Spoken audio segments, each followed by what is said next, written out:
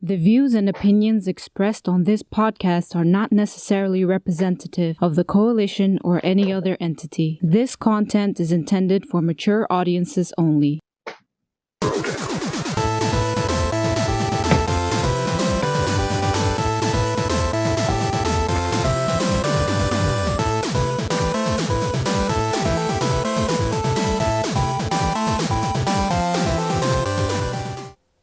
Yo, what's going on, people? Welcome to Throwdown Your Questions, episode 159. I'm your host, Tony Polanco, and tonight I'm joined by Chris Seeley. Hey, what's up, everyone? Carlos Romero. Yo. Brett Murdoch. What's up, party people? And Adam Vale. What's up? I see you. Yo, how was what were you watching? Survivor Series. Survivor Series. It was all right. It is what it is. It's nothing like NXT, which was yesterday. Richard and everybody from WrestleCast, we all watched it together. Oh shit, that was a good one. Yeah, another 5-hour episode, man. The one before that, I think it was like 5 hours. Hey, you guys go hard, son. yeah. So we did that. Then we watched the show, and then tonight's wrestling show was about 5 hours. Yeah, that was another. Fuck, man, you guys are crazy. Things are long. You know, that's a lot of wrestling. A lot of man on man and woman on woman action. They don't do intergender matches, so that's how it works. Yeah, right. All right. So a couple things. So no Manny action. He's actually getting back from not Comic Con, Anime Con or whatever. They had a Javits, so he's getting back from that. He couldn't join us. And Brett, what the hell is Brian up to tonight? We talked about this before the show. He is shaking martinis, not stirring them. Yes, there you go. Oh, man. Okay, a couple of things before we start. I want to give a big shout out to my man Riku, right? And Richard, who joined us on the last episode of Throwdown. Had a lot of fun with them, talking a lot of shit. And as always, make sure to hit the bell notification so you get notified on YouTube, but that's not always foolproof. So make sure you enable notifications over on Twitter, because every time we go live, you'll get notified. And with that, let's start, man. Okay, so this first question, Hashling, and actually the first two questions, he asked this last week. First one, we are not going to go into it. We've gone into this before. We're not going to get into this because it's going to be half an hour of us going in a fucking circle, not getting anywhere, His question is, does a 10 out of 10 game, mean it's perfect? And crazy enough, we're actually split exactly down the middle here. 3 of us say it does mean it's perfect. 3 of us say no. And then Manny, as usual, he understands both sides.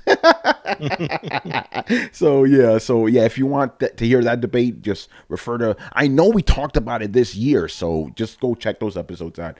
But let's get into it. So his first question is, with Take-Two stating that nearly half of their profits came from microtransactions, and Ubisoft saying that half of their total profits came from microtransactions, it's no wonder that game studios are implementing this into their games. Take-Two has also said that they will be implementing microtransactions to every game in the future. How long until every game company does the same? And would you join a boycott of the games that have microtransactions / loot boxes implemented into them? We kind of had a private conversation about this privately, so let's bring it to the foreground. And Brett, I'm going to start with you because you kind of had a pretty definitive answer to this, about boycotting and all this other stuff. Oh God, I'm trying to remember exactly which conversation we're talking about because we've had a lot of them. The whole thing about how does boycotting the shit actually help in the end? I guess. Yes and no. The problem, and this it's interesting because I've been following along this Star Wars story, and my opinion has actually changed recently. So that's why I'm kind of hesitant. I was like, I'm not sure if you asked my old opinion or my new opinion, or rather, I've put a finer point on it. Boycotting a game does work, but only in certain instances. And what I think it really boils down to, and this is the finer point that I've come to in the last couple of weeks, there are a lot of hardcore gamers out there. There are the people that listen to this podcast, for instance. You're people who follow the industry, people who may watch videos before they get started on a game, people who follow development and understand who developers are and the products that they release. These are not your majority of game consumers. Your majority of game consumers are anywhere from casual to kind of middle of the road gamers. Some people just know, oh, there's a new blank Mario game coming out, I'm buying it. Some people pay attention, they know the kind of games that are coming out, they might watch E3. But other than that, they only kind of maybe have a cursory attention paid to it. Maybe they're subscribed to a gaming subreddit or something like that. Now, both of these other groups, other than the hardcore gamers, they don't necessarily hear or care about a lot of the little things, the minute details that go on.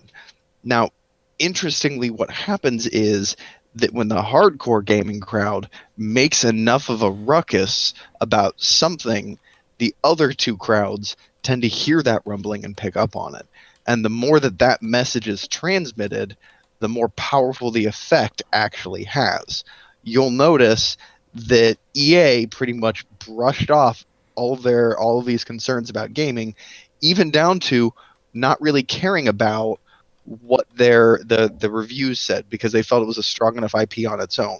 But the second big major news publications started printing stories, this disseminated into groups 1 and 2. This reflected very badly on them, and more importantly, on their shareholders, because shareholders are rarely part of that group 3. They're part of group 1 or 2, maybe. Most likely, they're part of a completely separate group 0 that has no affiliation with gaming whatsoever.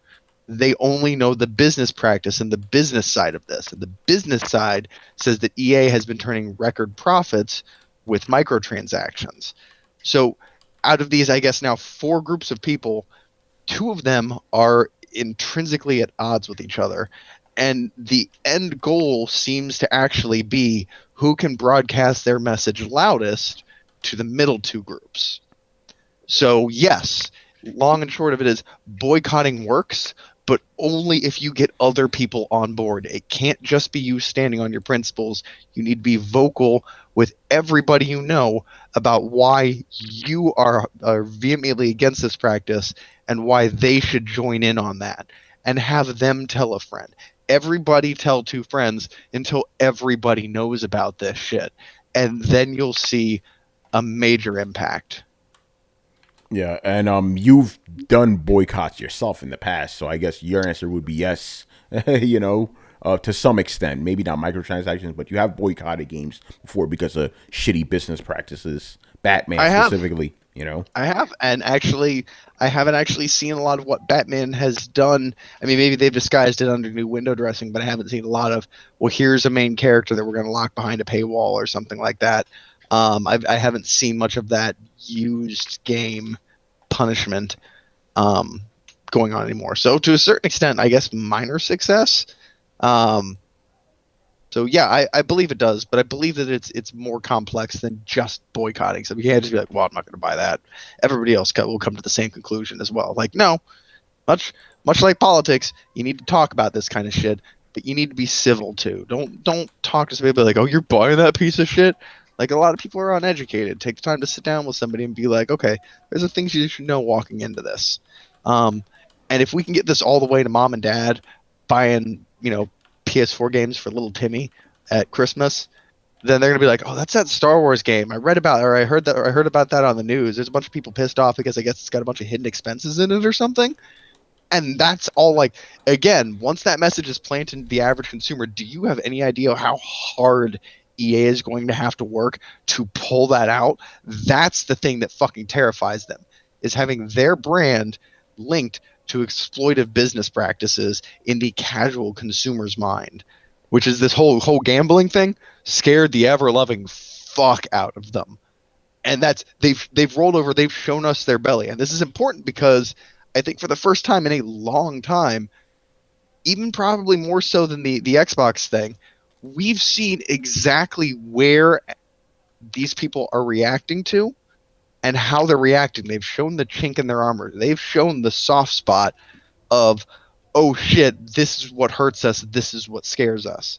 So now it's our responsibility as gamers to go after that spot as much as possible when they try to put in abusive practices. So hit the weak spot for maximum damage. Exactly. All right, Adam, man, get in here. What do you say?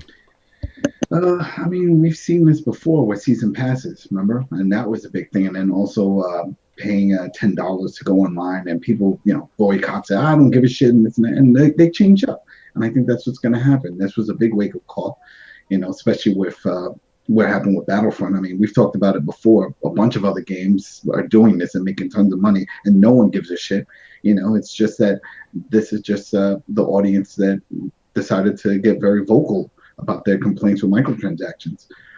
So I think this is good. This is a good thing that it happened now. So next year, we're not going to see this. It'll probably still be in the game, but it'll be pushed to the side, or it's not going to be the focal point. The problem is EA was throwing this as a focal point to everything. You recommended this Need for Speed Payback, right? So I got this Need for Speed Payback, and that's all it talks about: speed points, speed cards. Go buy this. I'm like, what the hell happened to just me getting parts for my car or cars? No, it wants me to get speed points so then I can go and get these loot crates and hopefully get what I want. That's bullshit. But you know what? That game flopped also. The story mode for Battlefront is getting horrible reviews. Forget about the microtransactions. That's going to spread around high schools and middle schools. When kids go in, it's like, oh, you heard about this, whatever. Yeah, the story sucks. Oh, all right, then fuck it. So it's going to come and go. And it sucks because I know EA put a lot of money into it. Disney is putting a lot of money into it. And right now, it looks like it's going to flop, not just for the microtransactions, just because it's not a good game. Yeah, by the way, speaking about Disney, Miguel says that Disney didn't like it. It's a rumor. No, it's not a rumor. It's a fact. The Disney CEO called up EA CEO hours before they got rid of those microtransactions. So Papa Disney was pissed. They probably I forgot. I think it was Paul Tassi, right, from Forbes. He was like, "This is how I imagine the conversation." The Disney CEO, what the hell are you guys doing in Star Wars? Oh, we wanted to create a revenue. Why are you making people hate Star Wars? But we just want to make more money. Take away the thing people hate. I'm sure there's a clause that if they're putting damage or defacing their IP, that they can just void that contract out. They can. Right. We have a question about that too, which is actually a very good question, because remember, EA owns the rights right now to Star Wars, but Disney has the ultimate rights. Chris is gonna hear, man. Would you support a boycott if this keeps happening and shit with future games? Absolutely. Like, I do.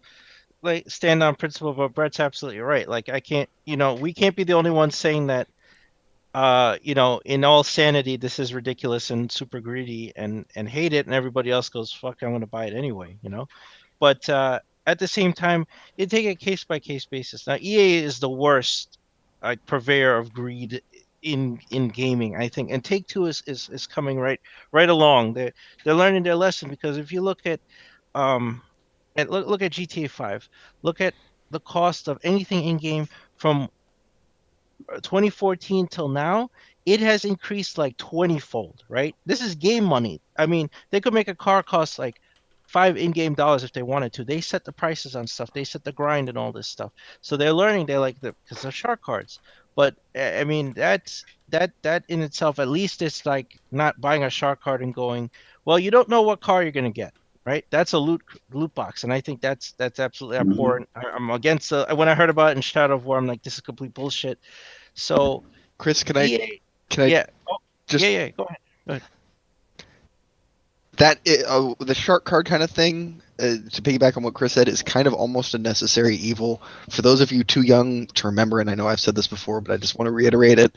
In the early days of Warcraft, currency was sold by third-player bots, and no matter what way people tried to get around that, if there was any kind of trading, in which I know GTA doesn't have, but if there's any kind of trading whatsoever, it will end up being exploited. So to a certain extent, selling currency eventually became an obvious move because it was demanded by a market. It created a market, a black market by itself.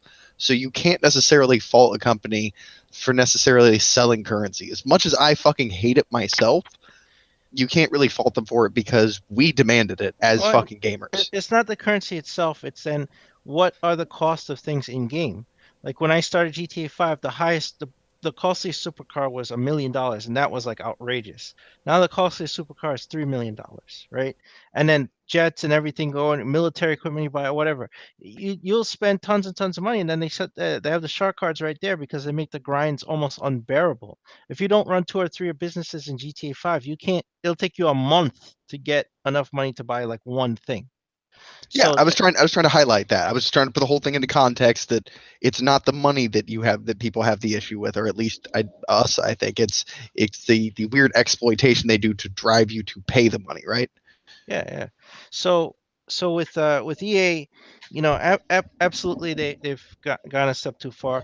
I'm really glad that Disney stepped in and stopped them from doing that, probably for the wrong reasons, but it's the right outcome. They took the microtransactions out. Now in the future, that's absolutely, if companies, EA, Activision, I don't care who, Take-Two, I don't care who it is, if they do this, loot crates, whatever, and they're gonna lock content or most of the game behind paywalls and microtransactions, don't fucking give them money. And you give them a piece of your mind instead. Go on forums, make videos, talk to us, talk to whoever, get the message out there, like Brett said, and don't buy this game. And you tell them, you open letter basically to EA and all these greedy fucks, and you tell them that I'm not going to support this, and nobody should.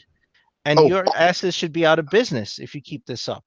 also, everybody this year, vote for EA for the worst company in America. They absolutely hate it. They freak out every time it happens, and it has to scare off shareholders.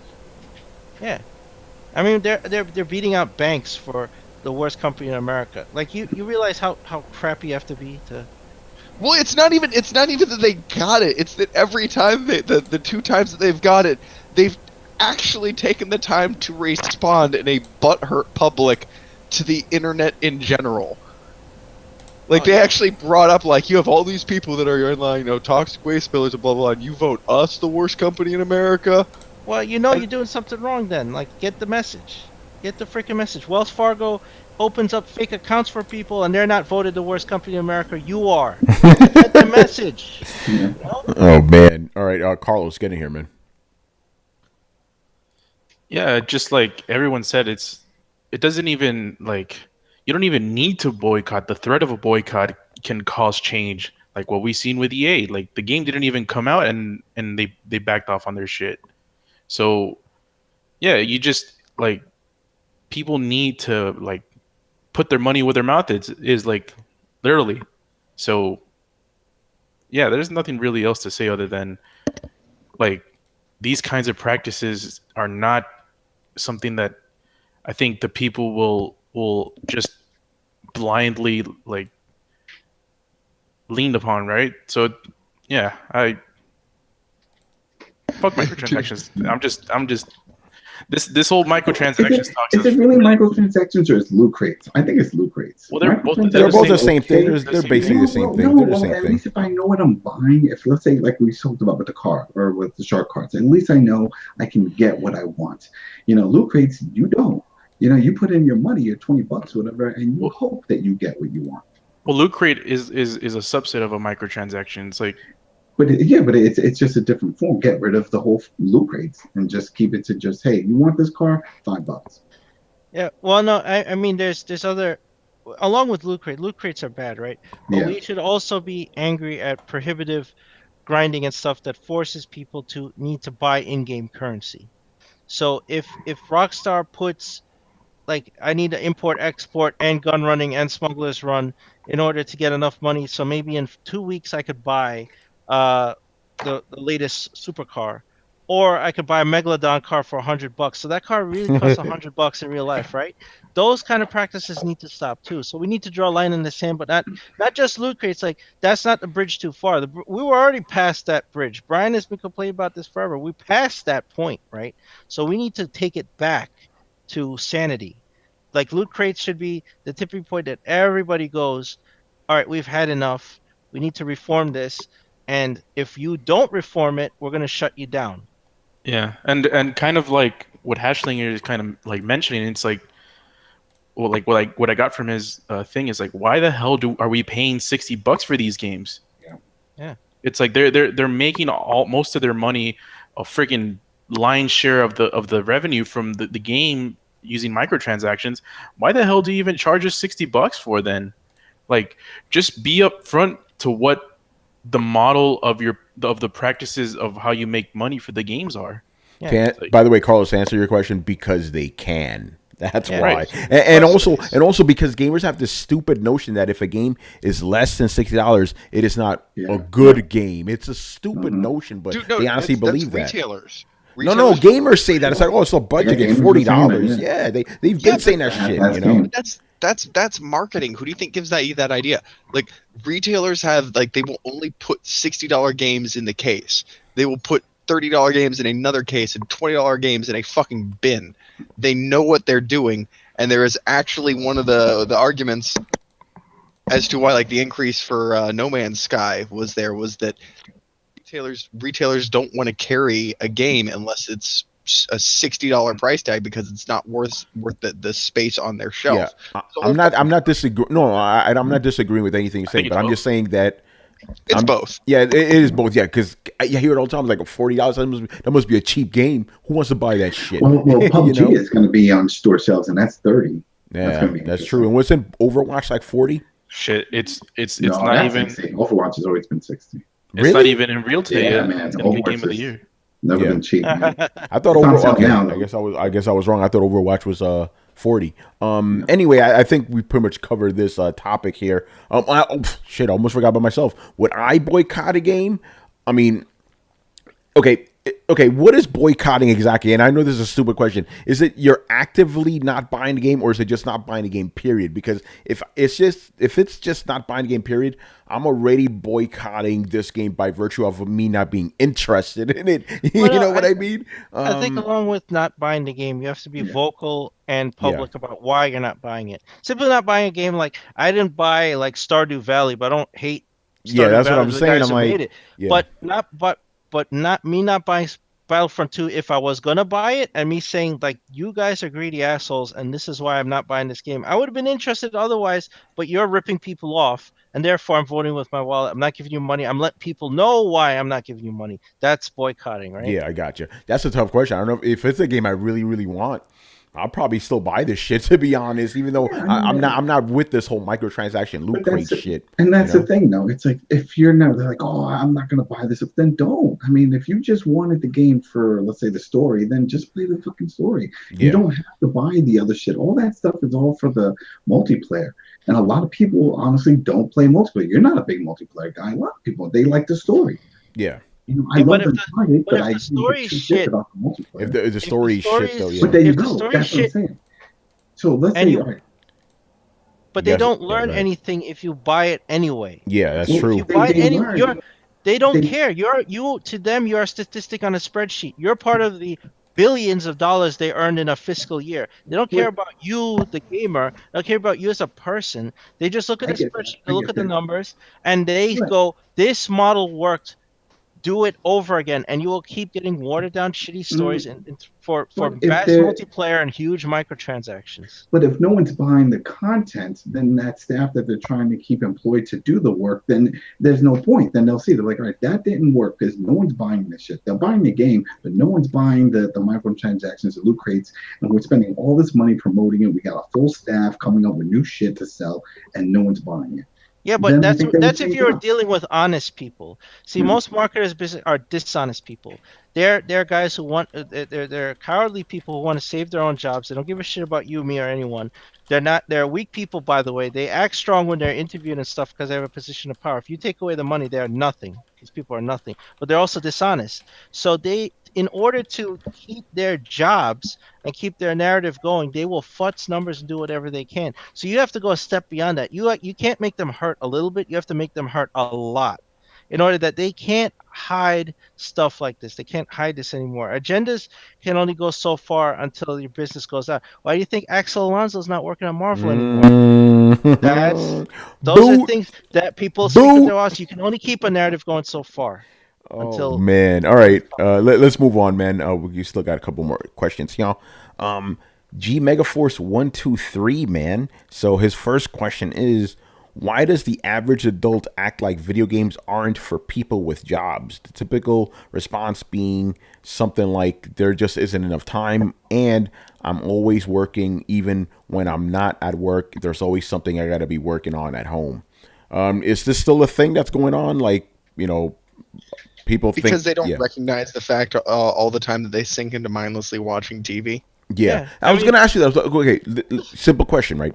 How is playing a video game a waste of your time, yet binge watching fucking Daredevil is not a waste of time? Can someone answer that for me? No, Well, it's a rhetorical question, because wasting time is only wasted when the person who utilizes that time sees it that as time wasted. I know, but this is different though. This is another person outside of the person, quote unquote, wasting their time, saying they're wasting their time. Understand? Well, fuck what they think. Like, it's bullshit. Like, my time is my time. Like, there's always been a stigma for gamers and for people who play video games in general, and that stigma hasn't gone away. It's dying down. Like, it's mostly with the older generation. The older generation still sees as people who play video games as fucking people who just spend all their time playing video games, don't do anything else, live in their mom's basements, like, don't have a social active social life or anything like that. So there's still that stigma. But as we keep progressing as a society, people that are growing up see video games as sort of a mainstream medium to like spend their time. So it's just like, this is just bullshit. Like, people just they prefer active engagement as opposed to passive engagement. And there's no right or wrong. People can enjoy passive engagement, but to the people that are like, well, I don't have time to play video games, and I don't understand if you have a job, how you have time to play video games.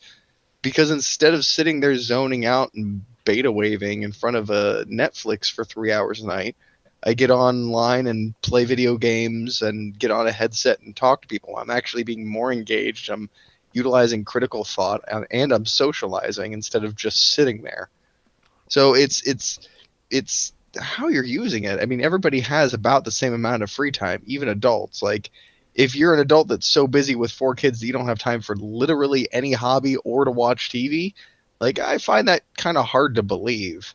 I think a lot of people just assume, like, oh, so I can, I don't have the time to marathon watch True Blood and play video game. Like, well, no, you don't. You're going to have to make the choice. And obviously video games aren't as important to you as whatever else you're doing.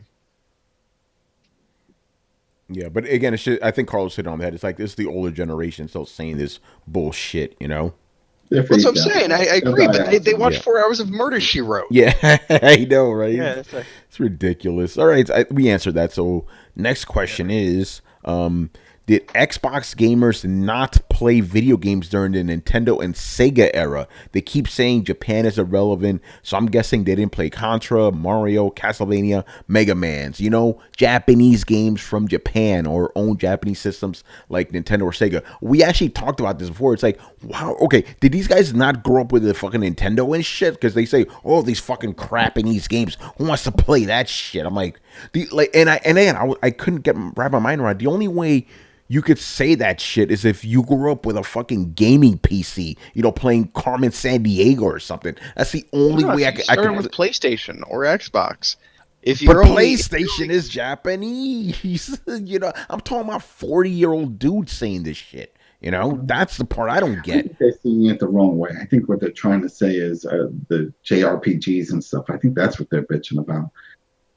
No, they're saying all games, even like hack and slash games or whatever. If it's from Japan, it's shit to them. That's weird. Right. I'm like, so, but the thing, some of these guys, when you say, what about Contra? Contra is not Japanese.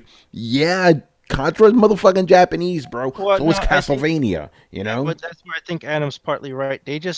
They're lumping everything with the JRPG. Yeah, they think Final Fantasy is crap, right? Yeah. But they see everything like that. So when you get an answer like that, when you say, "Oh, Contra's awesome," they're like, "Yeah, it's awesome." No, it's made in Japan, right? What are you talking about? No way. There's 2 white dudes with their shirts off running around shooting aliens. What are you talking about? They don't have spiky hair.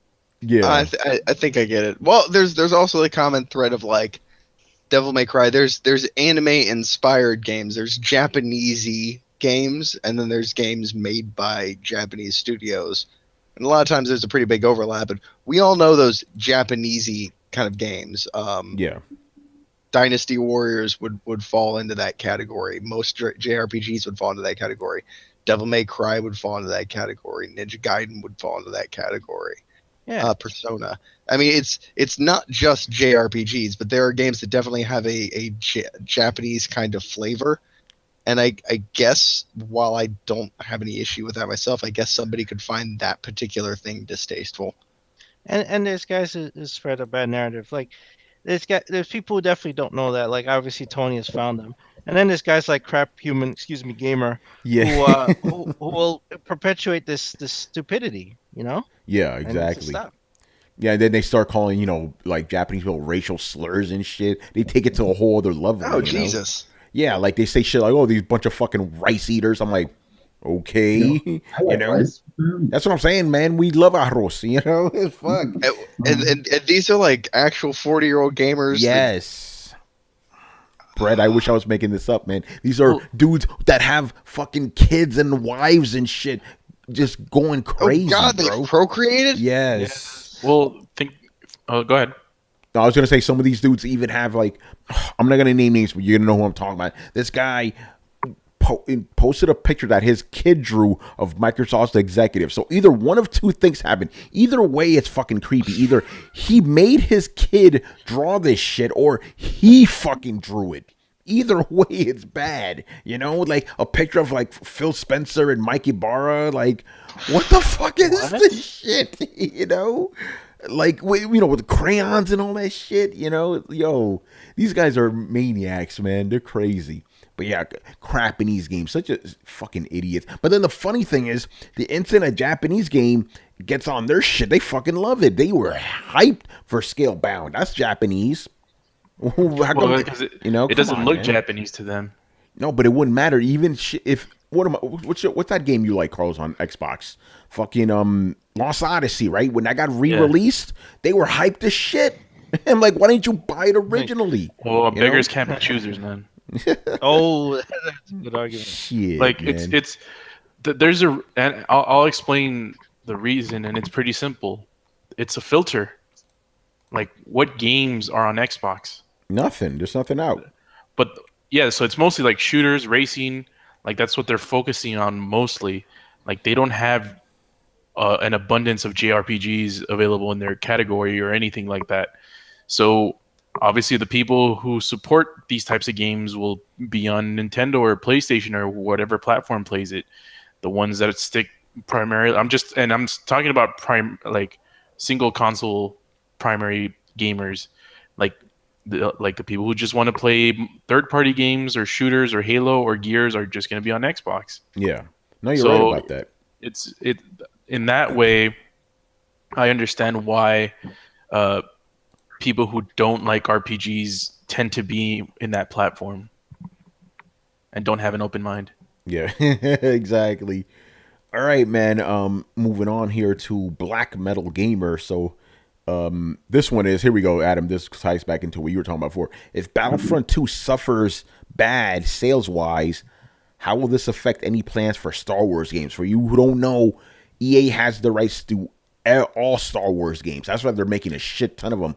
But if this game tanks, how is that going to affect it? So, Adam, since you started talking about it, what do you think, how do you think this is all going to play out? I think it all depends. I'm sure Disney has a team of lawyers that could find some kind of loophole or something in there saying, hey, you know what? We need out because you're hurting our IP.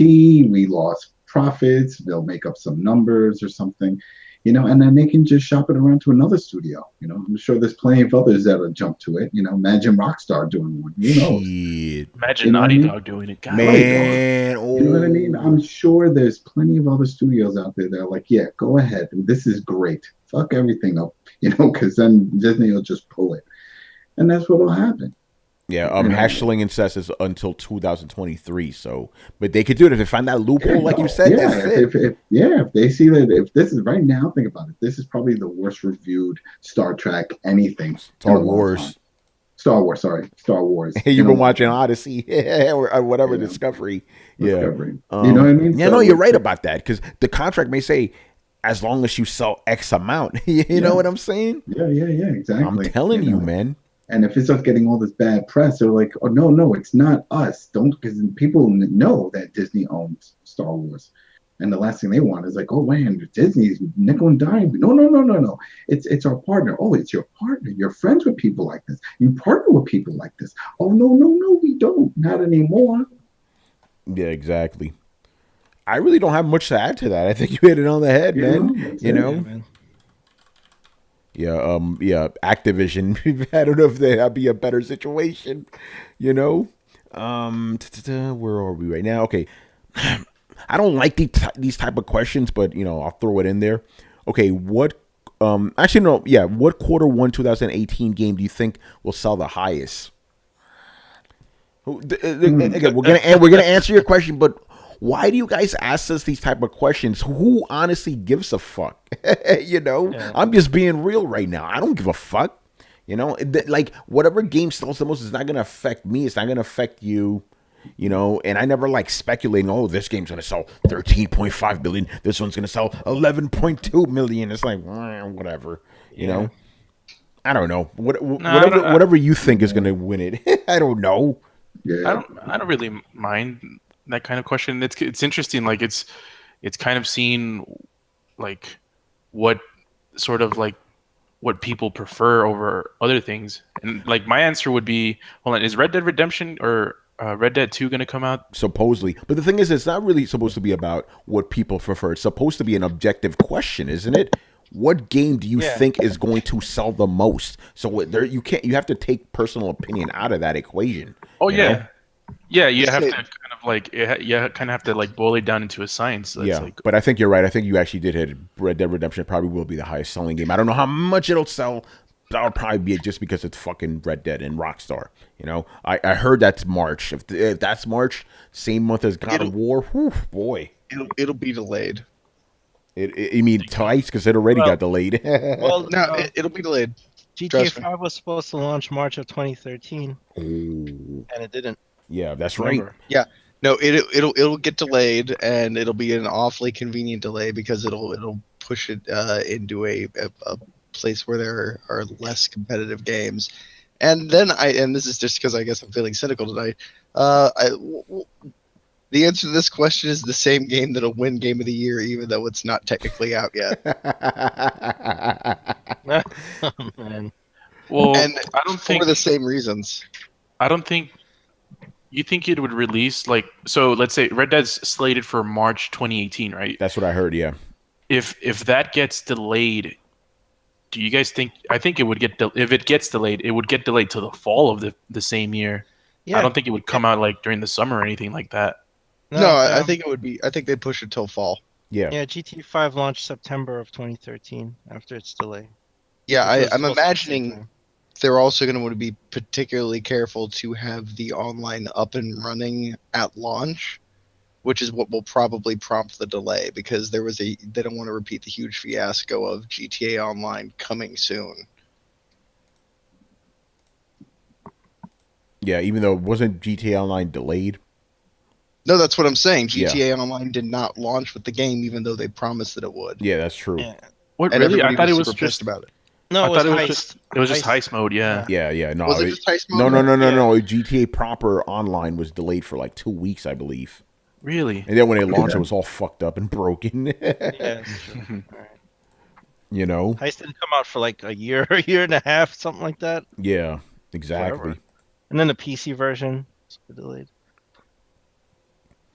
All right. Okay. So yeah, I mean, what else is coming out? I know Monster Hunter's coming. God of War's coming. Who knows when the hell Spider-Man's coming? If that's going to be Q1, I doubt it. You know. Dragon Ball is going to be coming out Q1, I believe. But yeah, Do you actually? What happened? Yeah, it is.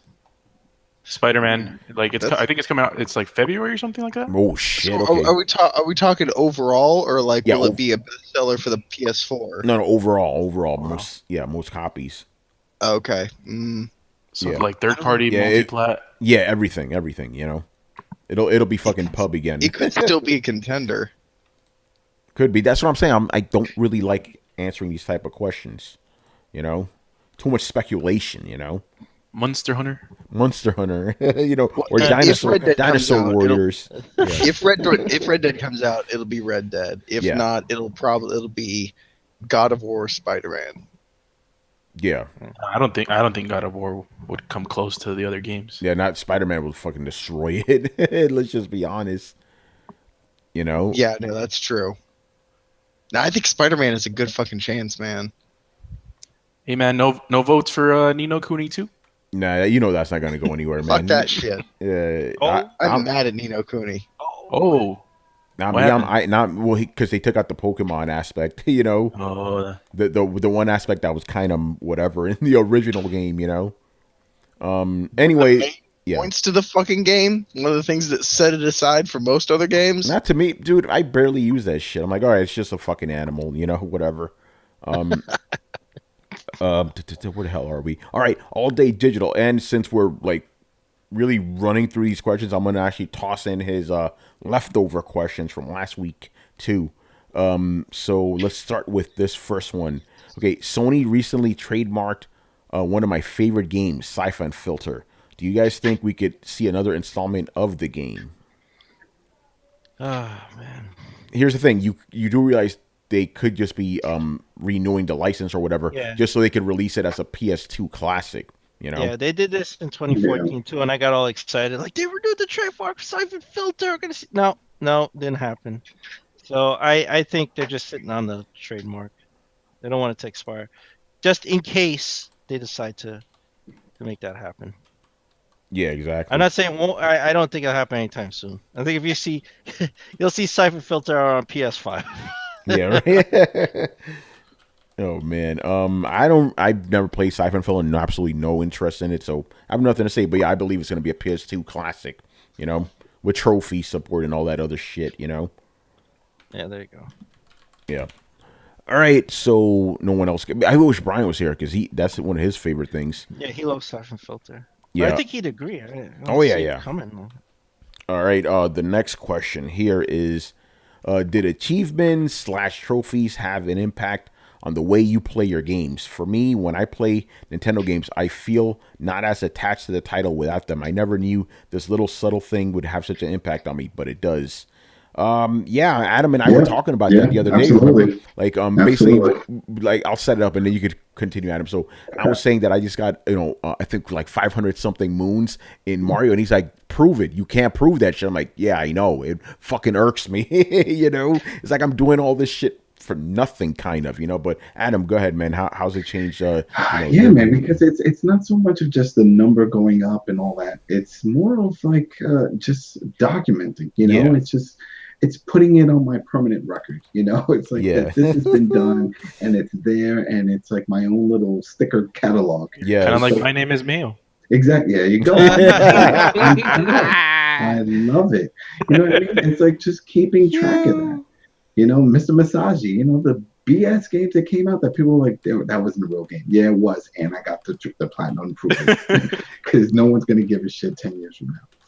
And it's just, just cataloging it, just keeping track. It's like keeping track of everything as opposed to always saying, because we grew up in that era where it's like, yeah, I got that game, or I played that, I beat that. We all know that one kid that kept saying that shit. Yeah, I rented it and I beat over the weekend. Bullshit. Yeah, all right, whatever. Bullshit. Now we can prove it. You know what I mean? Now somebody can whip out their phone on the app. Yo, what's your game attack? Yo, you didn't play this shit. My friends, whatever. It's like, so. And when I'm playing like on the Switch, and especially with like Rocket League and stuff, especially Rocket League, because I was hyped on it. I love Rocket League on the consoles and stuff. So when I got it, I'm like, yeah, this is gonna be great. And I was like, something's missing. None of this matters. That's what's missing. Nothing gets documented. No one can see what I'm doing. It's like, cross-play and all that, but I can't talk to them. You know what I mean? So it really doesn't help. It just populates. And it just felt empty. And all of it starts feeling real empty.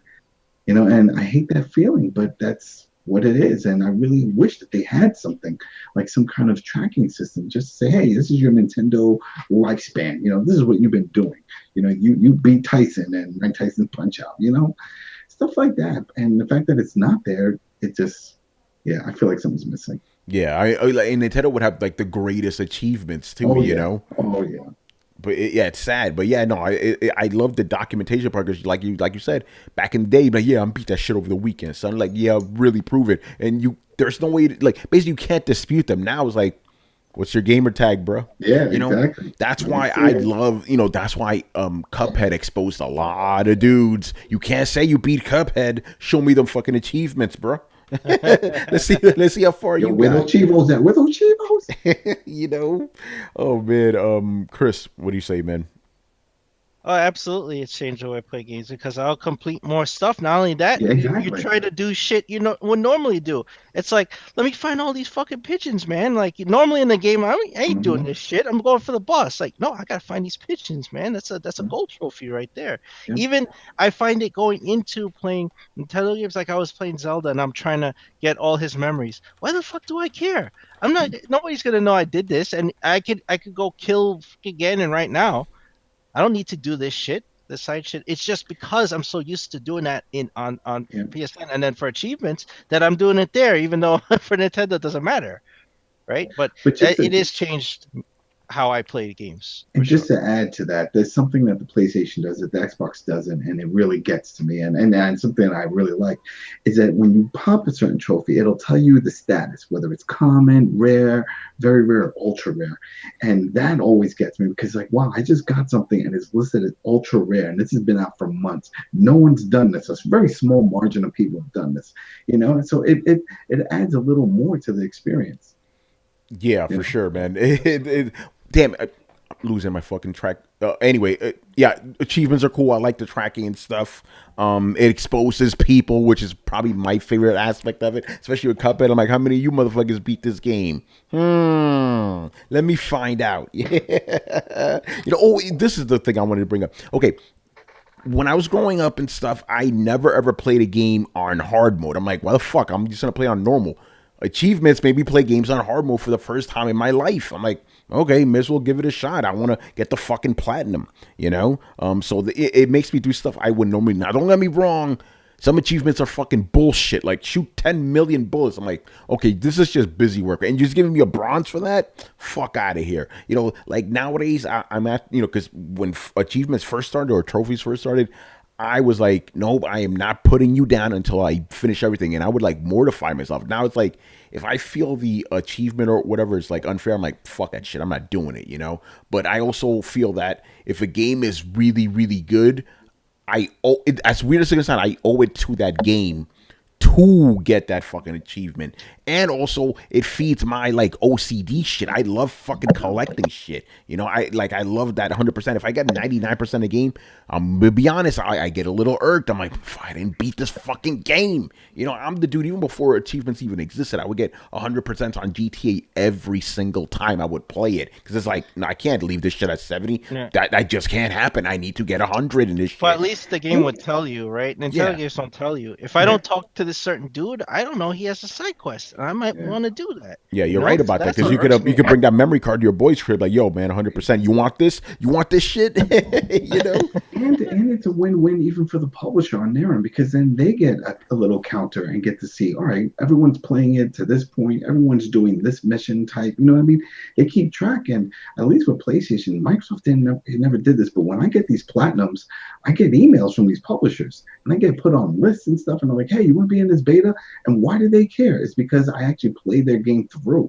You know what I mean? So they're like, all right, you really like this shit. I get all this Ubisoft stuff because of the damn Wildlands platform I got. And you don't think that backfires, though? What do you mean? For them? Yeah, I mean, if no one... No, for games and all. Like, okay, so they get a look at the metadata of who's finishing their game. They're finding... So this ultra rare trophy that you got, that you're like, damn, I'm the only people that saw this. They're going to notice that only 2% of the population did that and not bother to do that in the next game because it didn't get much mass audience appeal most people didn't see this content. So why would they not just do the stuff that 95% of people do, which just homogenizes and waters down the game in further iterations? It all depends on the publisher and how they want to do it. I mean, this and you're really like that for Titanfall. You're really going to put your faith in a publisher to make the right decision for you? Well, it's been like that. This is not new. We've seen this where games that some people bitch about the multiplayer. They're like, "Oh, I don't want trophies in multiplayer," and they're like, "All right, fine, we'll take it out." Well, no, but like one of the first games to like really try and incorporate this user tracking and metadata was Assassin's Creed, and you saw those games that got more and more and more watered down until they were just basically bland mashed potatoes. I'm just saying. I'm obviously the counterpoint to this whole thing.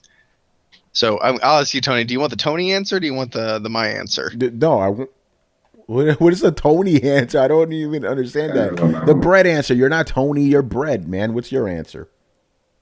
My answer is that I honestly don't give a fuck about trophies, and that if you really twisted my arm, I'd probably say that I think they encourage a behavior in gamers that I feel allows publishers to be made lazy. So when I joke and I say the Tony answer would be, I don't like this thing even though it's unrelated to me, so I don't think it should be there. But so I'll preface this all with saying, like, I do not really give a fuck, but I do find it mildly infuriating every time I come across obvious busy work activity that contains absolutely no satisfaction and no fun, and is clearly busy work to make me get a trophy, and is there for those compulsive completionists.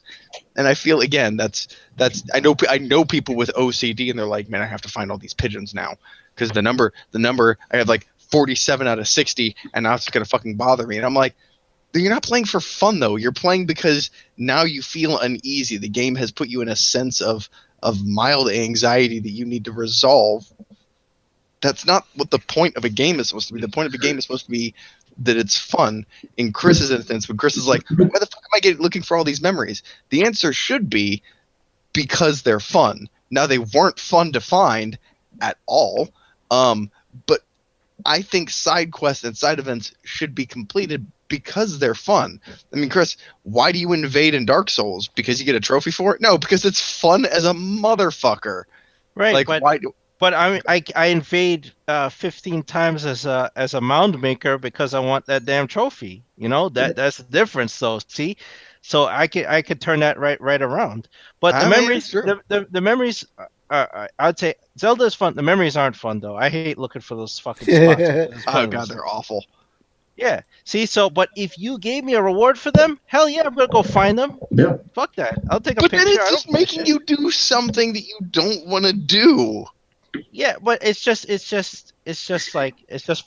accolade. It's just a reward. Like, I'm playing this game, you give me something for it. Okay, so I'll go after it. Yeah, exactly. Yeah. It's just to keep you in. Like, okay. Yeah, it's incentivizing you to put more time in it. Exactly. Yeah. Okay. That just sounds to me like, hey guys, do you want to do this thing do you want to do blank thing that you really don't want to do? And everyone's like, no. And I'd be like, would you do it for throwdown bucks? Like, what the fuck are throwdown bucks? Imaginary throwdown points that mean absolutely nothing. I'd be like, oh, well, I don't know, maybe. But you didn't have to pay for it, and it's in the game. No, he's talking about, throw down points, stickers, whatever. Just something digital that doesn't actually have any value. Let's just be honest. It's a gold star. Yeah. Basically, it means absolutely shit. But it's fun to get that gold star, though. That's the thing.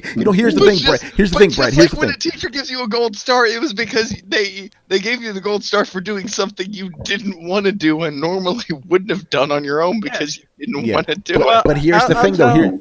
Go ahead, Chris. I got something to say real quick. I'll tell how Nintendo could rebalance it. Like, if there was better rewards in the game for doing those things, then I would do it. But like, it's now become up to the system to provide you with that dopamine. It's like, why isn't Nintendo putting stuff in there for me doing this stupid shit? Yeah, no, and I agree, and that's why I say that's why I preface this whole thing with, I don't really give a fuck. If it makes some people happy, then it should implement, as long as it doesn't detract from anybody else's gameplay. That's my true and honest opinion. Yeah, and unlike microtransactions, that actually doesn't impact the actual gameplay. They've done a good job of that, because they could have abused the fuck out of these a long time ago. But I want Microsoft to pony the fuck up with their original promises of their goddamn point system. I'm still mad about this shit. And I know they lie all the time, but that was the one that really fucking, that was the one that stabbed me in the kidneys, man. For those of you that don't remember, the original point system was actually supposed to, as you got platinums, accrue points. Well, not platinum. You got points, but their platinums didn't exist yet. Sorry. As you got over. trophies, you accrued points. And these points could actually be spent for content or traded in at the Microsoft store for a ridiculous exchange rate for actual credit towards new games. You know why they took it out, though, right? Because it made them less money. Because people were gathering those points like nothing. I mean, it was up. Some of them were like sort of what we talked about with the PlayStation ones, like, oh, get 10 platinums and within this month. But there were so many developers, like especially EA sport games, where they were just making just 2 achievements. One was 500, the other one's 500. There you go. So go to Blockbuster, rent all these games, get all your 1,000 points, and there you go. And they were losing money, so they're like, oh, forget this. So yeah, they threw the baby out with the bathwater. By the way, Daniel's yelling in the thing that it's still there.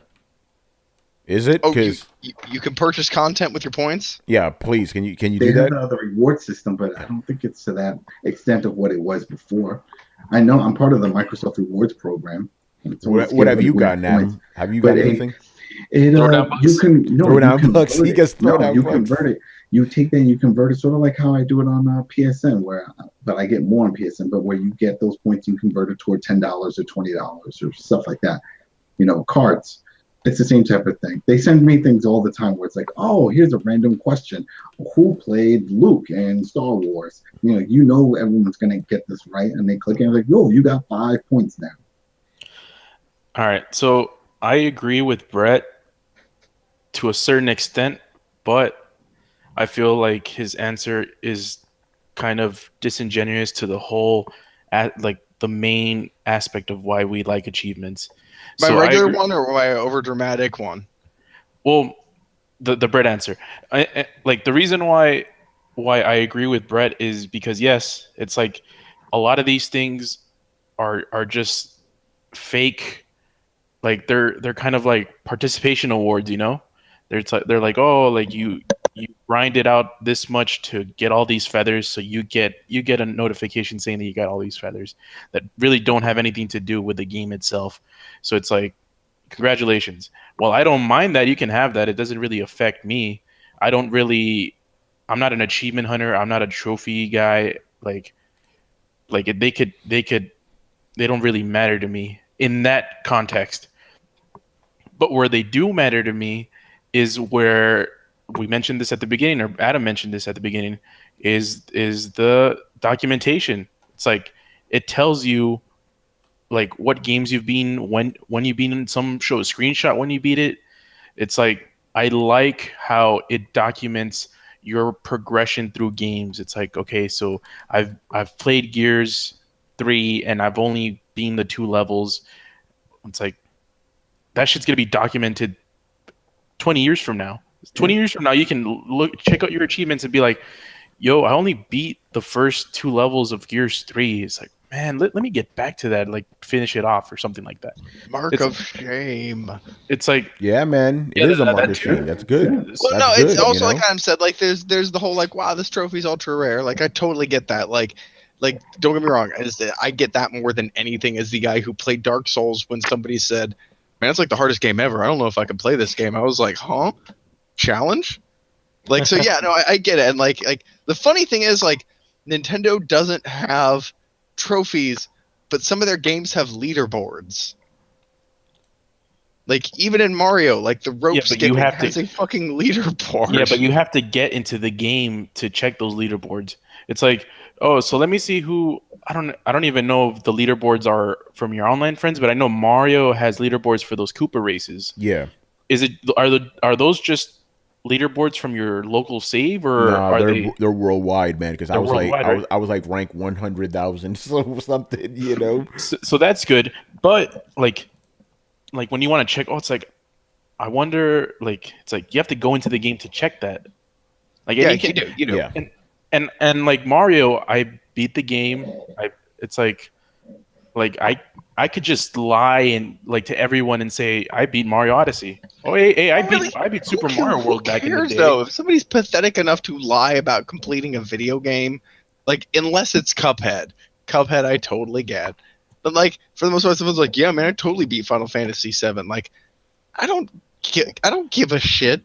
And if I'm that concerned in if I'm that concerned, I'll ask you a trivia question, or I'll throw out a fake like, oh man, you get that cutscene at the end where it does the blah blah, and they'll be like, oh yeah, man, that was pretty cool. I'll be like, you're a fucking liar. You're a liar. That's not what happened. There was no cutscene. Well, for example, like NES, I played a lot of games. I played Friday the 13th. I don't even know where the hell I got. I don't know if I don't even remember if I beat the game. I probably didn't, but it'll be cool to check just like my app and see if I wonder how far I got into this. Yeah, it's like like it's a good way to document your gaming history. It's like you could imagine, Brett, like let's say if you ever have kids and it's like 20 years from now you're talking to them about a game and it's like, yeah, look, check this out. Like it's all like I played freaking Dark Souls 3. Like 20 years from now your kids are gonna be like, I have a better one. Let's say you beat a game, but you didn't beat it in co-op, and you have a kid, and he's like, "Hey, let's do it." Oh, no, I get it. Okay, and I want to clarify this before anybody in the online community or who's watching this is fucking yelling at me. Like, I'm playing contrarian here to help with the conversation. I don't get it. It's not my thing. I totally understand. Like, I would be a hypocrite though if I said that it shouldn't happen, because I've often said like, yeah, I mean, like, I don't like let the game be open world. Let there be 400 hours worth of side quests. Tony and I had arguments on this in Dragon Age. And yes, I've stopped saying. Yeah.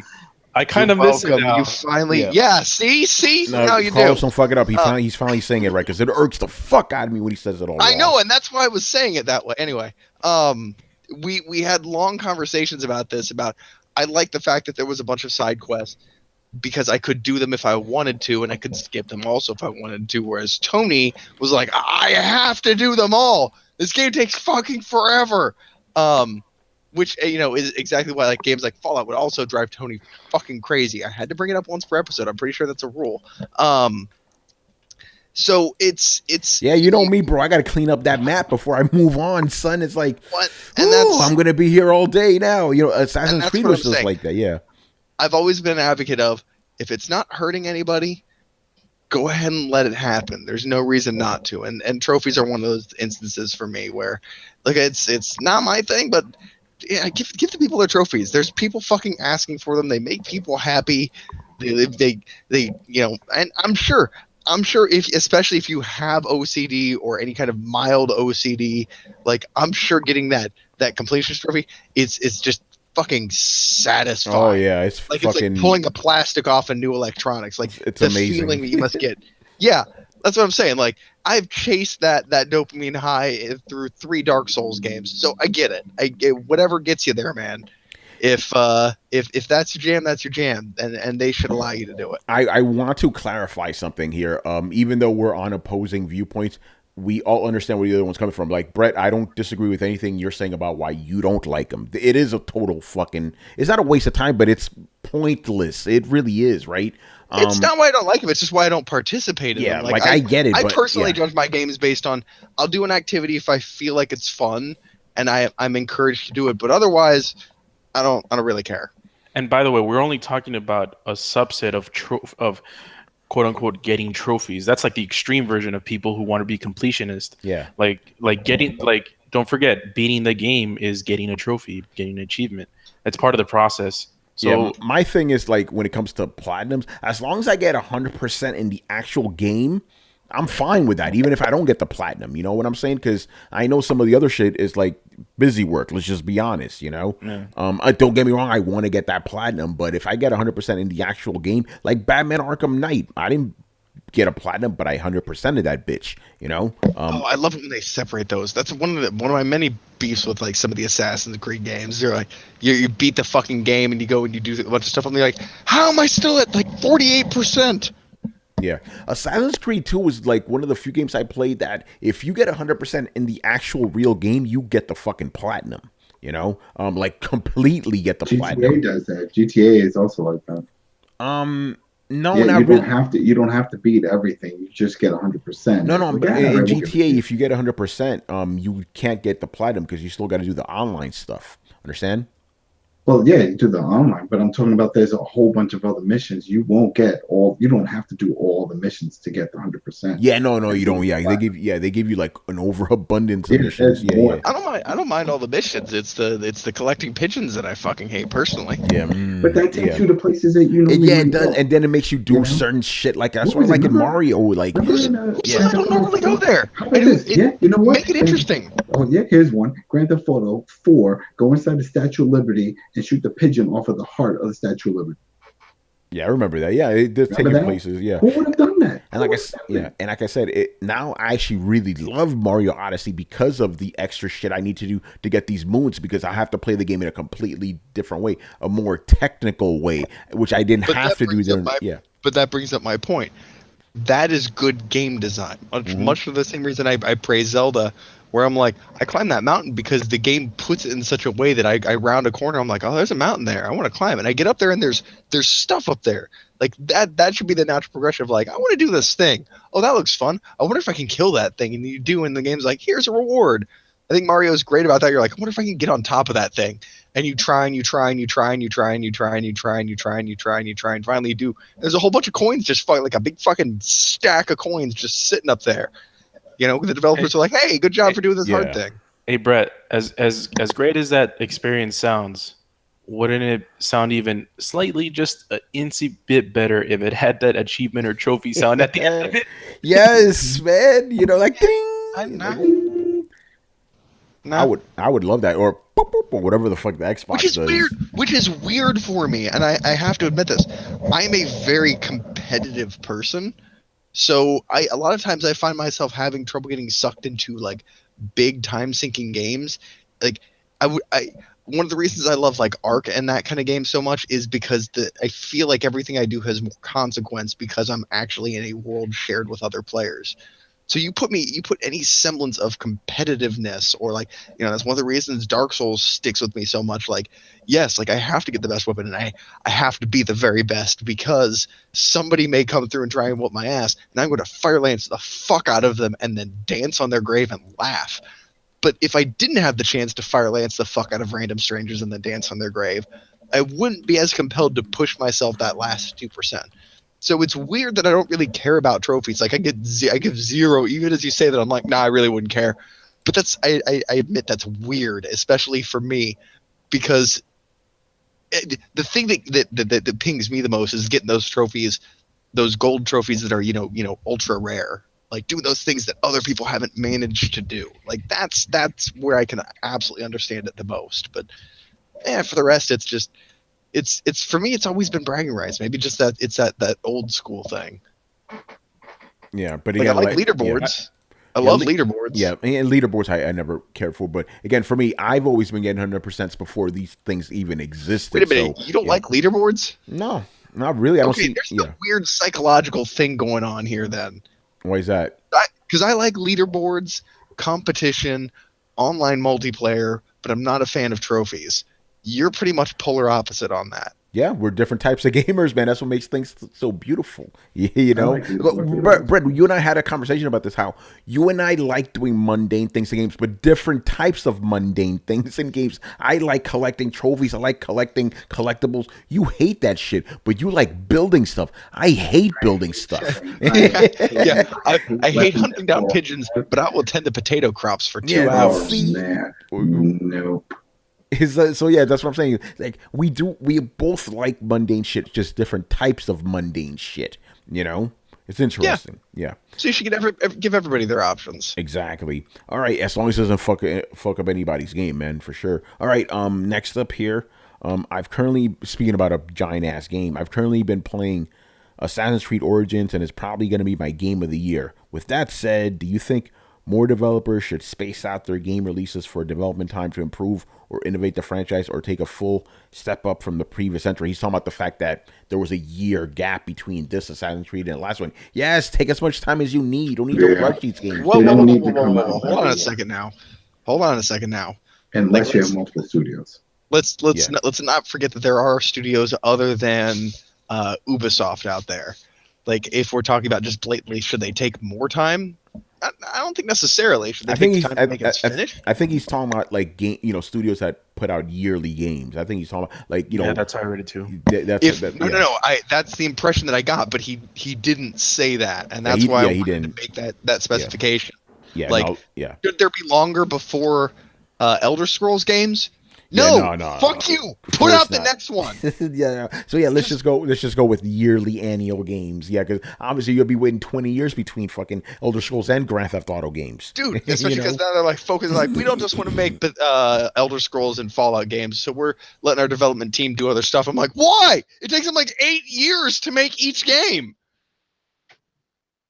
Well, we don't want that to be their entire career. Why? People love those games. Like, what are you gonna do? Make another fucking Brink? Go fuck yourself and get back to Fallout. Yeah, but yeah, no, Alright, annual games. I've always been against. Don't do that shit. Just come out with them every other year. No, that was the point of DLC, motherfuckers. Yeah, right. Shit. Yeah, if you think about it, when's the last time we got like a mainline Elder Scrolls game that's not like an online kind of thing? Yeah, It's been like 7 or 8 years, man. That's what I'm saying. Like, What do they you- go Skyrim, Fallout, What are you Skyrim, talking Fallout. about? We had Skyrim come out last Friday, right? Oh, No, he's saying, I get what he. Yeah, I did cheap punch, haha. But no, I get what he's saying. But like, no, literally, it's between generally 7 and 8 years. Like, it's always been a really long development time because they go from Fallout to Skyrim, and now they're like, we're gonna do some other stuff. And no, open another studio. Don't something else. yeah, because We don't need longer between GTA games. No, we don't. I want people to realize that the last time an Elder Scrolls game came out, which was Elder Scrolls V Skyrim, even the old Throwdown did not fucking exist. That's how long ago it was, man. It's crazy, man. November 11th, 2011, son. Oh, 2011. Yeah, Throwdown didn't exist. So none of you motherfuckers even heard of us, man. That's how I was long still it's in been. college. Shit.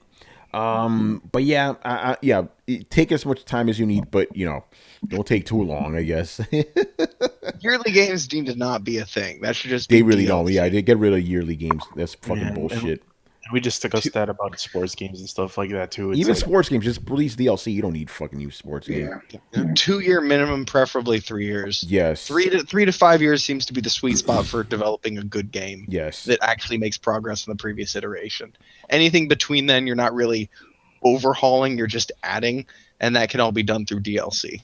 Mhm. In an optimal world that we were all sold a fucking decade ago, games would be kept alive for 2 to 3 years until their next iteration through DLC until they were ready to implement a new game engine and new functionality. And that's when it would get the overhaul and the release for the new game. Yeah. Anyway, Adam, get in here, man. Which part? 'Cause Everything, we jumped on a lot of things. Yeah.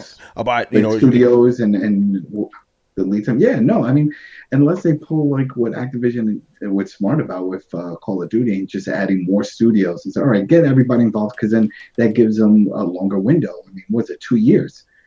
2 years each team has to develop a new version of Call of Duty and make it their own, and that's a good amount of time.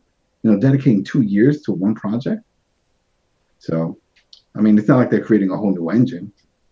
Now, if you want something like that, then yeah, you're gonna need more time. But I think it worked out for the new AC. I mean, I haven't put much time into it because Call of Duty's out and it's that season. But they're right, shoot them in the face, But it's been getting rave reviews, and I was always a fan. Even with Syndicate, I like Syndicate. I think Syndicate was dope. Yeah. Yeah, Syndicate was dope.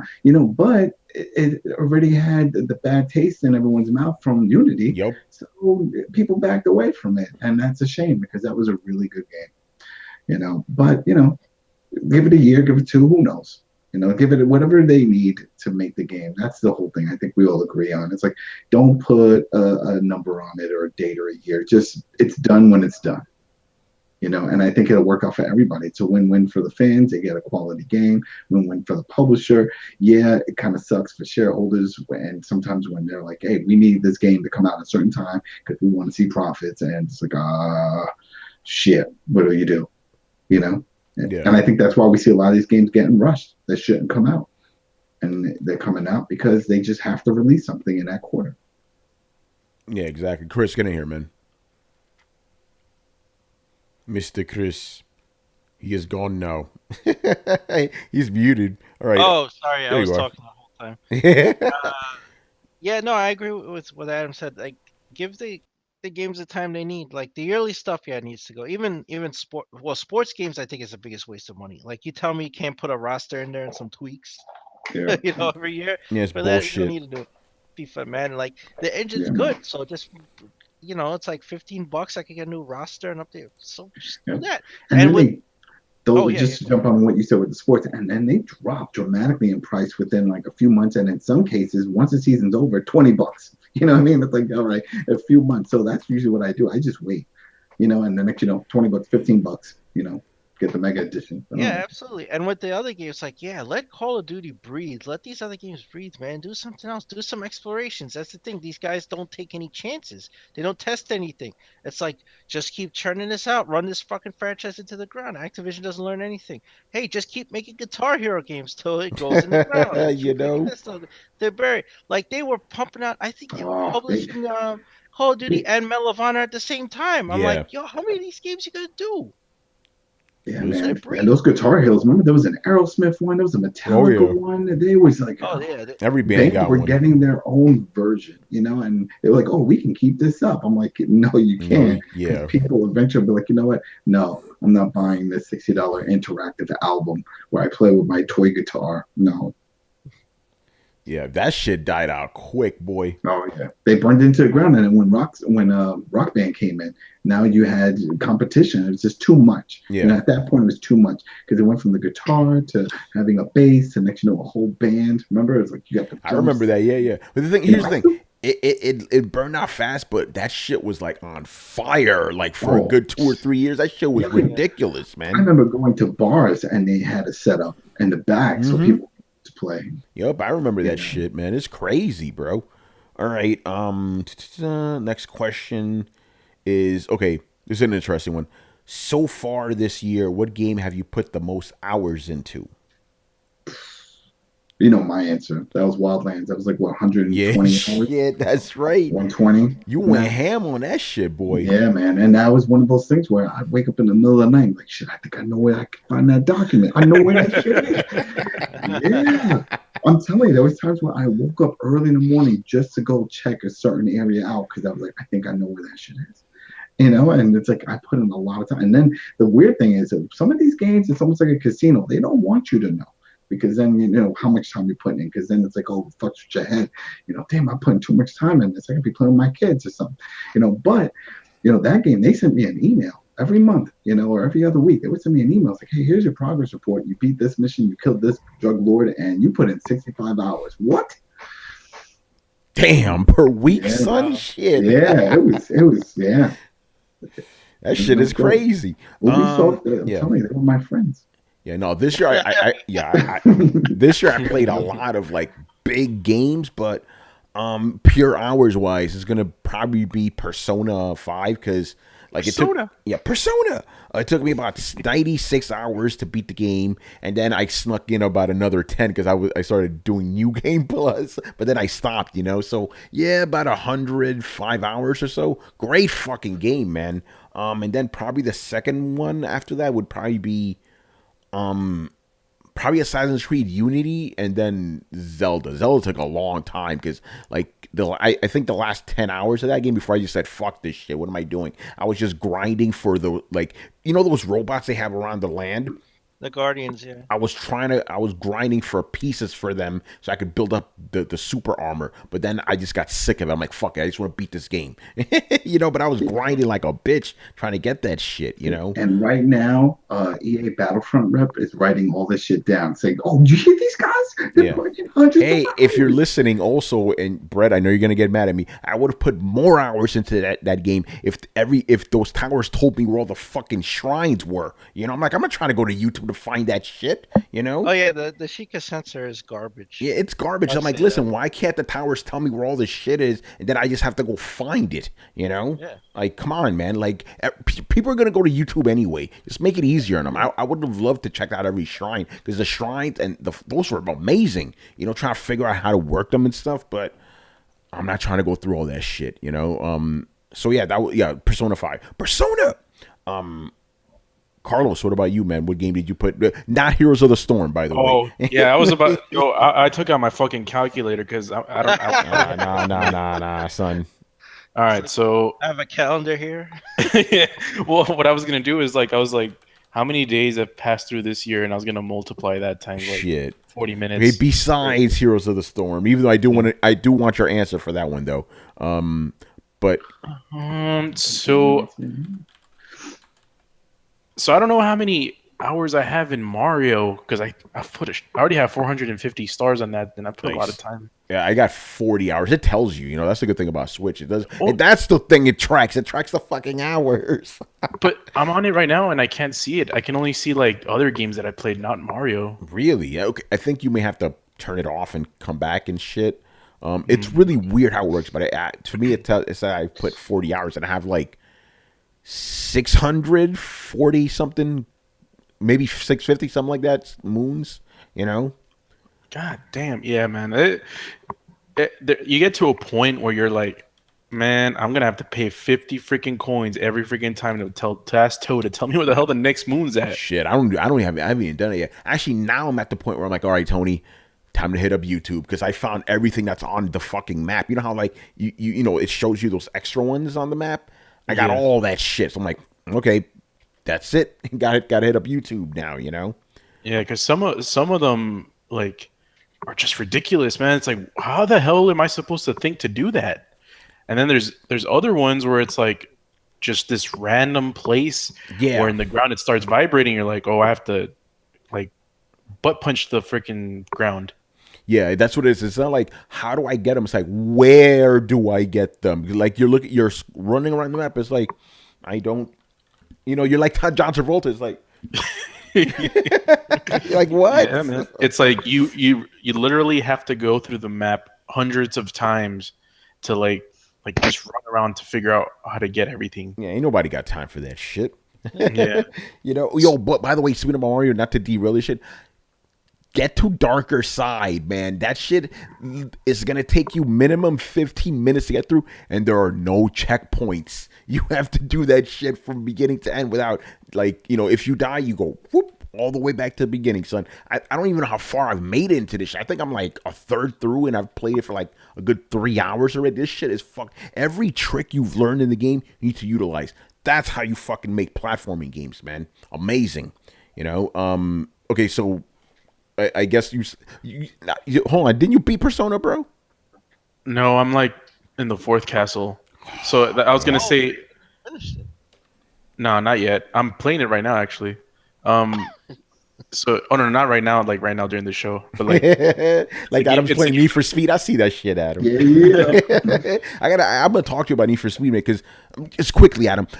I don't mind the whole hey, I got to go to a shop to buy upgrades and shit, because every time I buy something, I do get upgrade. But I am with you. I don't like the fact that the upgrades are fucking random. I'm totally with you on that one. But I like the fact that when I do buy something, it always upgrades my car. But I do feel it's too little. You know what I'm saying? It's trickling little bit. But the driving is so good, I can forgive that shit. Well, because it's still Need for Speed. That's what I'm saying, bro. It's just that they messed everything. And the story, I'm not even listening to it's Fast and Furious, bro. It's Fast and Furious. But anyway, I'll talk to you more about it. But you see what I'm talking about with the gameplay? It's still tight. That's where I'm coming at it from. Anyway, yeah, Carlos. So what would it be? Mario, you must have played Zelda more than that shit, man. No. Oh, did you beat Zelda? No, not yet. Oh, damn, you're torrents right now, son. You don't beat games. Well, I've beaten a lot of games. I've beat. Hold on, let me. So all right. So before I heard before this I get man. this I heard label, this man's pride Yo, right now, wait. son. He's Yeah. like, I beat a lot. Wait, I let beat me games. I go beat see games, the son. I detail. beat Heroes of the Storm last night. I've beaten Heroes of the Storm like 100 times now, probably. So, I mean, I've been Cuphead, I've been Nier, I've been Mario. What else did I play this year? I've been other stuff. Anyways, like, I think it's between either Mario or Persona, because I have over 30 hours in Persona 5, and Mario, I just can't see, like, it doesn't tell me, but I'm pretty sure I have like 30 hours in Mario. I'm gonna try to reset. How do you reset a Switch? Like, not going to sleep mode. Oh, you hold the power button down. power button and then switch it to It'll pop off. up. Yeah. Yeah, Damn, that's Carlos, that's some lightweight shit. Cause like again, like the games I'm talking about, like 95 hours, 60 hours, 70 hours. Like your boy went in this year, man. You know. Yeah, man. You've been playing those long ass freaking experiences. Like, I don't want to play another open world game for a while, son. Because you know me, I get into these games, I'm like, oh fuck, I gotta clean up this. I can't go forward until I clean up this fucking map. But the thing is, especially in Assassin's Creed, cleaning up the map is fun, you know. So it's like I don't want to miss out on this shit. That's why it took me so long to do the damn review, you know. yeah, like for example, Persona 5. There's this place called Mementos, right? Yes. And Mementos, when I was going through the those, fresh maker. well, those things, man, like there's like a shitload of enemies there. Oh yeah. But what I didn't notice is that you can avoid all of them. Mm-hmm. Yo, I didn't know that, man. I'm gonna keep it real. When I got to the lower parts of Mementos, I'm like, fuck this shit. Zoom. It's right to the end, you know? Exactly. Well, for me, I'm like, yo, man, my level is fine right now. I'm just gonna pass by these guys right now. Yep, that's what I stayed in Mementos when I needed to level up, but by the end, I'm like, man, these guys aren't doing shit for me. Zoom right to the end. Fuck that, you know? Yo, man, yo, 1 second, yo, this shit is fucking lying to me right now. What's up? How many hours you got, son? Like 20? Super Mario Odyssey, 15 hours. Damn, man, lightweight, son. No, that's not true. Why is that? Yo, I have over 450 freaking moons, man. There's no way I could get 450 man, moons. it just means you're a beast, bro. Yo, this shit, I swear to fucking God, this shit is lying, man. 15 hours ain't nothing. Here's the funny thing, is I think it does it in increments of 5. I could be wrong. So you may have 19 hours or something in that bitch, you know? Yo, I can't believe it. Yo, like I spent freaking whole throwdowns just playing Mario, man. Yo, this shit is crazy. Wow. All right, man. Chris, what about you, man? What game did you spend the most time on in 2017? Almost in 2018, 2017. I'd say Resident Evil 7 because I platinumed it twice. Crazy, man. And this man has balls of steel, man. And then the next would be GTA 5 and then Zelda because we played Zelda. Yes. But yeah, in 2017 I put a ton of hours still to GTA 5. Yo, I'm playing this shit right now. Yo, Chris, man, I say those because you know you're my boy and everything.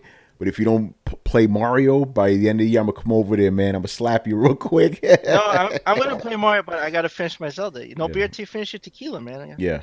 And yeah, by the way, shout out to Sean Garidi. Yes, my man, Valkyria Chronicles 4 is coming. I am fucking hyped. Can't wait, man. Ooh, yeah, for PS4, Switch, you know, Xbox. This is not that Valkyria Revolution. Yo, by the way, Valkyria Revolution, I put an hour into that shit. I stopped playing. I'm like, fuck this shit. Yeah. I spent money on that bitch, you know? That's how bad it was. I played more fucking dumbass Prey than that shit, you know? Anyway, Brett, what game have you played the most this year? And is it Zelda? Yeah, probably. How many hours do you have on it, bro? I'm curious. Wait, more than Fallout?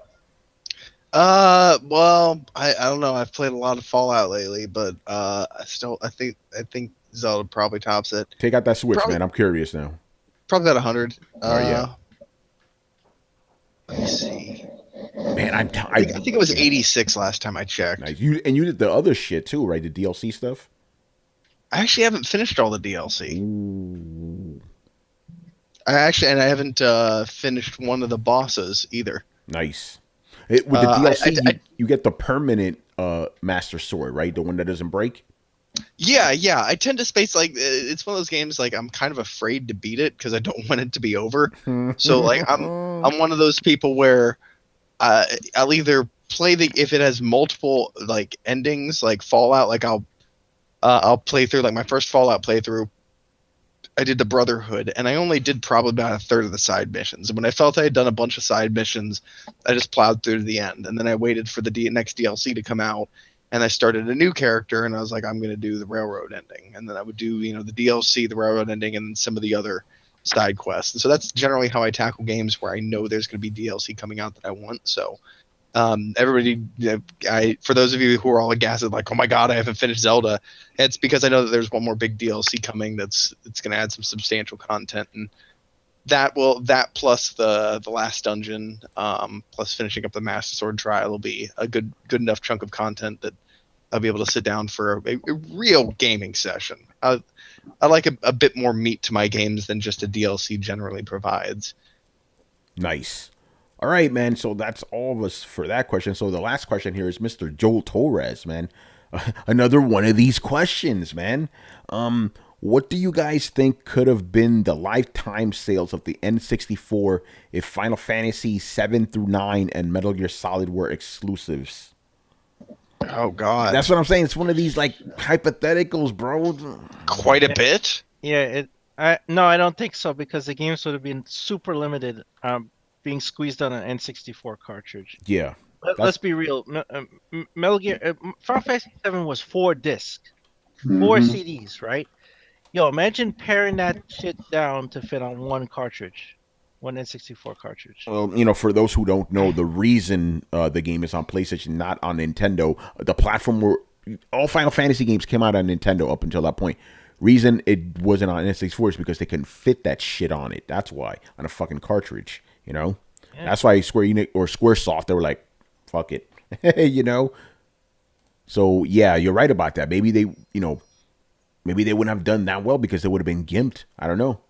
That's a good question. They would have been horribly gimped, so it wouldn't really help the system more than it would have hurt the games. And those games, that would have been. And here's the thing, you got to understand something. Those games, the way you know them, would not exist in that form on N64. They didn't have the graphics. They especially didn't have the fucking sound. That shit would not, like the voice acting for Metal Gear, N64 couldn't handle that shit. Yeah, those video cutscenes, nope. No, forget about it. So those games, if they would have been released, they would have been severely gimped, and they may not even be the classics that we know. So yeah. I don't think it would have done anything to, they probably would have sold, but, whatever. I don't even know how much did the Nintendo 64 sell lifetime? I don't even know. I'm but not sure. I don't think it would have done anything, to be honest. My guess, like 30 million. We could probably check, but I'm being lazy. Yeah, there are games that play to its strengths, but you got to understand, the reason you loved Metal Gear Solid, the reason we love Final Fantasy with all the content, the music and all that stuff, strip all that out, right? Strip out those graphics and put on N64. You're just hurting those titles. You're not helping Nintendo 64 at that rate, right? By the way, it was close, 32. Oh shit, not bad. Yeah, those games would probably not be considered classics. They'd be in a completely different form. All right, that's gonna pretty much. Anybody else want to jump in on that? I guess one of those weirdo speculation questions. All right, I'm gonna take this. So, yeah, okay. I was debating whether I should have said this on the last story. It's probably better I do it now because people get fucking confused. All right, so this week we will be recording on Wednesday night because Thursday we will be stuffing our faces. What is it, like glycemic shock or whatever? we'll be getting fucked up on Thursday because of Thanksgiving. I wrote it here as Xgiving to entertain myself. So yes, episode 160 of Throwdown Wednesday, same time, 10:30 p.m. Eastern. Man, I want that food. Yeah, we're gonna be eating. That's it, man. So yeah, stay tuned for that. Tell your friends, tell your wife, tell your kids. Oh man. All right, so that's gonna do it for us. So thank you for watching and listening. Leave us a questions in the comment section of this episode here on YouTube or over on the Coalition, and we'll answer them on next week's show. Subscribe to Throwdown on SoundCloud, iTunes, and YouTube. Follow us on Twitch, Mixer, Twitter, Facebook, at Throwdown Show. Links are located in the description below. Once again, our show is Tony Polanco. Tonight I was joined by Chris Seeley. Hey, take care, everyone. Carlos Romero. Later, people. Brett Murdoch. See everybody. And Adam Vale. Play that COD, man. Yo, and catch the fucking WrestleCast, son. That's a lot of hours. That's a lot of content. Right. If you have, like, I don't know, a cross-country trip to take, download one of the episodes. Apparently, Adam put more hours into WrestleCast this week than I have in his Super Mario Odyssey. There we go. And That's crazy. All right, man. We'll see y'all on Thursday, man. Peace. Peace. Later. See y'all.